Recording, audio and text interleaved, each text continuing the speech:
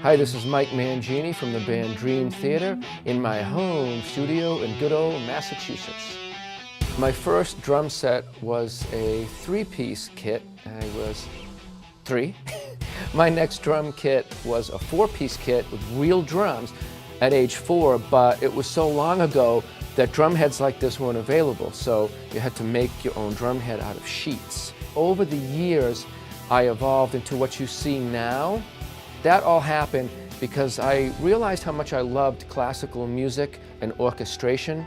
I had also played tri-toms in the high school marching band, so I got the idea to be able to play melodically on the toms and the cymbals without having to cross my hands.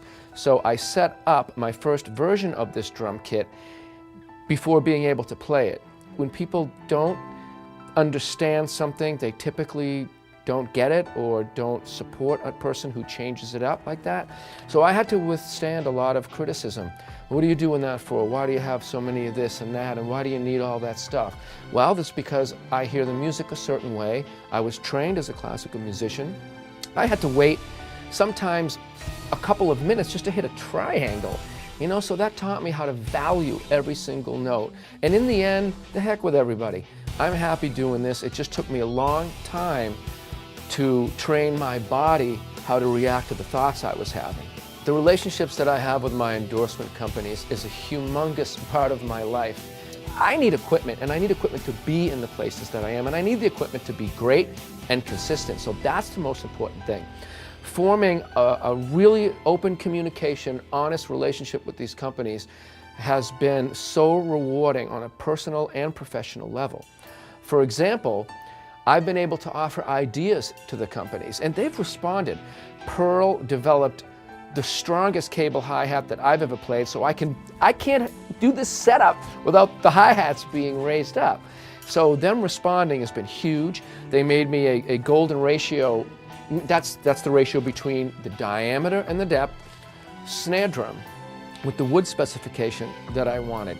And it serves the purpose I need it to double as a high tom-tom or as a mini snare. And it goes along with the main snare I have, which really is the backbeat force. Zildjian followed suit.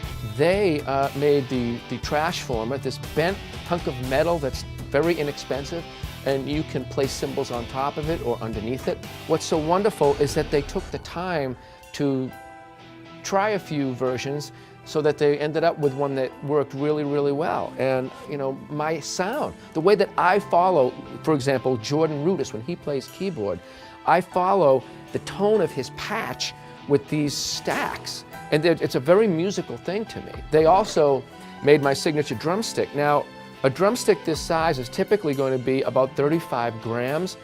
Mine is 63 grams by making it, firstly, made of a porous wood, birch, and soaking it with resins. And that allows me to get the weight that I need to blast these drums. Shure has responded by consistently making microphones that stay out of the way more and more and more, that sound beefy and great.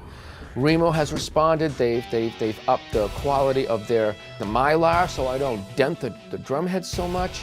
And you know, again, it's about the relationships, having an honest relationship where everything's out front and you're working together so that everybody wins. But between Pearl, Zildjian, Remo, Shure, all of it, it's just immensely important to me, and I can't say enough as far as thank you for that.